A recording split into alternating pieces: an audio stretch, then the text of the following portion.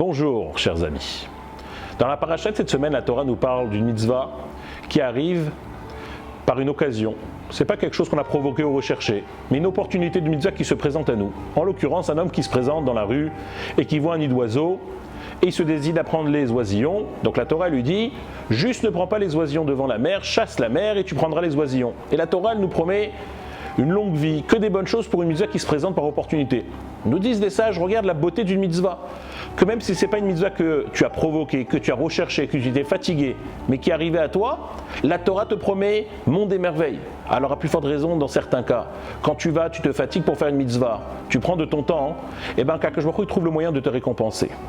Et à ce sujet, j'aimerais vous raconter une histoire extraordinaire qui s'est passée il y a quelque temps à New York, aux États-Unis.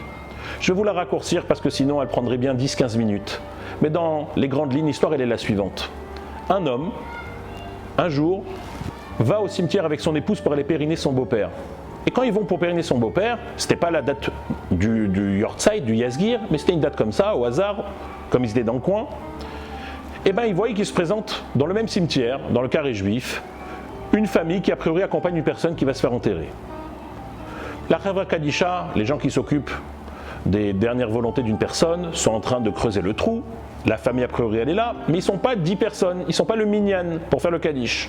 Donc ils viennent demander à ce monsieur-là, pouvez-vous être le 10e et nous compléter le minyan? Il lui dit bien sûr, la mitzvah elle se présente à moi, comment je vais rater cette belle mitzvah? Et il les aide à faire le Kaddish. Mais à sa grande surprise, à peine qu'ils ont fini le Kaddish, ils n'ont même pas eu encore le temps d'ensevelir le corps dans la terre, que toute la famille parte. Et lui il est très surpris, il se tourne vers eux, il fait attendez, mais on n'a pas encore mis le corps dans la terre, on a fait à peine le Kaddish, venez on continue. Eux ils disent c'est bon, il y a les tracteurs qui sont là, les pelleteuses qui sont là pour cela, nous on doit rentrer, on a des rendez-vous. Il est très surpris, il se tourne vers la personne à Chavra Kadisha et il dit s'il vous plaît, je suis déjà là et la mitzvah d'enterrer un mort est tellement importante que j'aimerais participer, est-ce que je peux le faire avec vous?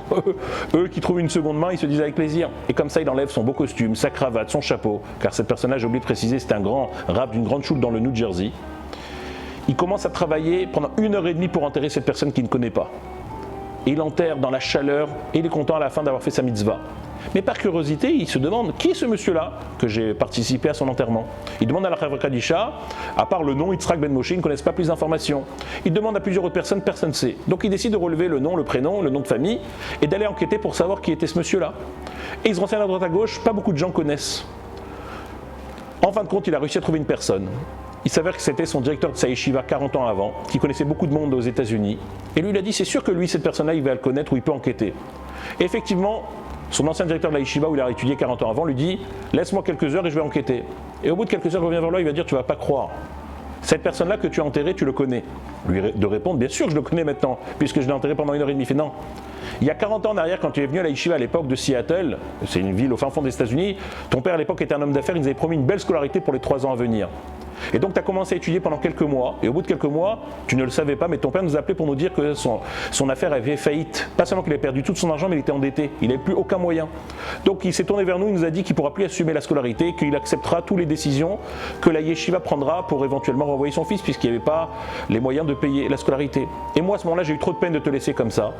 Je me suis tourné vers quelques personnes que je connaissais pour leur demander s'ils voulaient faire cette belle mitzvah de payer la scolarité d'un homme, un enfant à l'époque qui étudiait la yeshiva presque jour et nuit. C'était toi. Et en fin de compte, j'ai trouvé une personne que je connaissais dans mon carnet d'adresses. Cette personne a accepté de payer d'avance 3 années de scolarité pour toi, les 3 années que tu as passées dans notre yeshiva ici à Baltimore. Elle se trouvait à la yeshiva. Et tu vas pas...